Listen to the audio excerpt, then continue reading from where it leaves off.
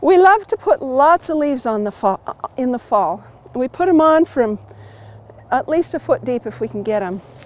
So we just pile them on top of the existing dead tomato vines and spread them around, and they're wonderful. And if you till them in and mix them with some soil, then they break down very nicely by next spring.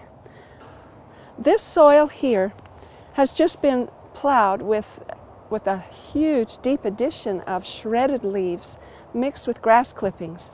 This is ideal to do in the fall when you have to rake leaves. Just run the lawnmower over those leaves and get a few grass clippings mixed in.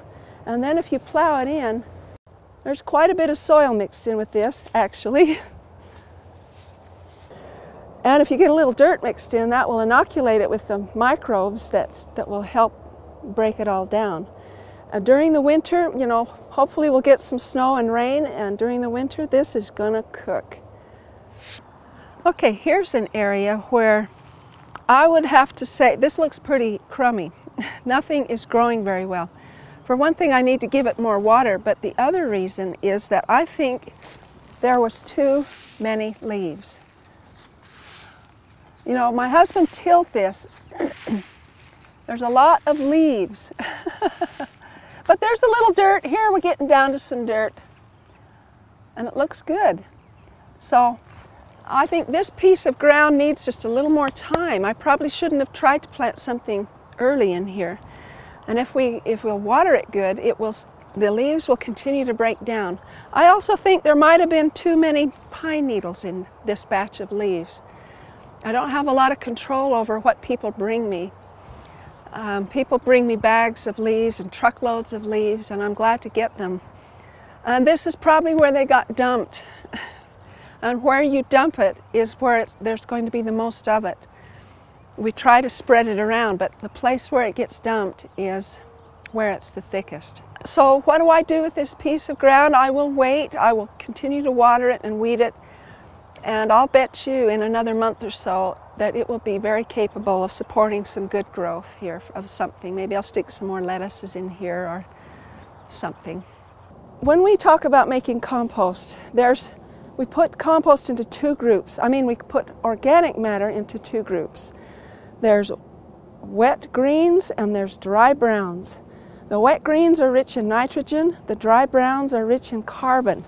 And we have to have a good mix of those. And that grass, weeds, even just weeds can make wonderful fertilizer. But when the weed gets to be this size, there's no nitrogen left in it. It's all carbon. Okay, here where I'm standing is a good example of weeds that can be used as mulch. We pull the weeds, shake the dirt off the roots thoroughly, and then lay them down. And they make a very good mulch. Boy, I've never had peppers look better than this. I'll tell you what I did. When the plants were small and just before we put the cages on, I put lots of grass clippings around them. I put them deep, big handfuls, big piles, and tucked it around the plants.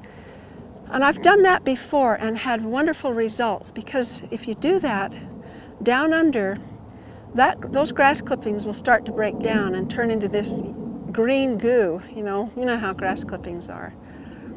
Well, that's good fertilizer, and these peppers have sure loved it, so that's something I think I would do that every year if I could have access to grass clippings.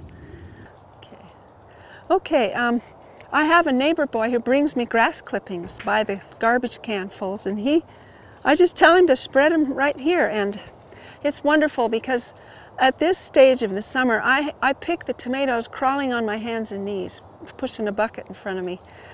And I can just crawl up and down here. I get dirty, but so I'm washable. But oh, the mulch is wonderful. It keeps the weeds down and keeps the moisture in the ground.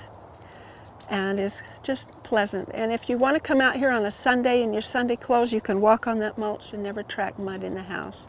Okay, I just pruned some grapevines and I chop it up in little pieces like this, and then I use it as a mulch. It's great to have a way to dispose of all these sticks and twigs and trimmings and things. This saves us the need of a shredder. I just cut it with my little hand pruners. Sometimes the bigger ones I have to use the loppers, but works fine.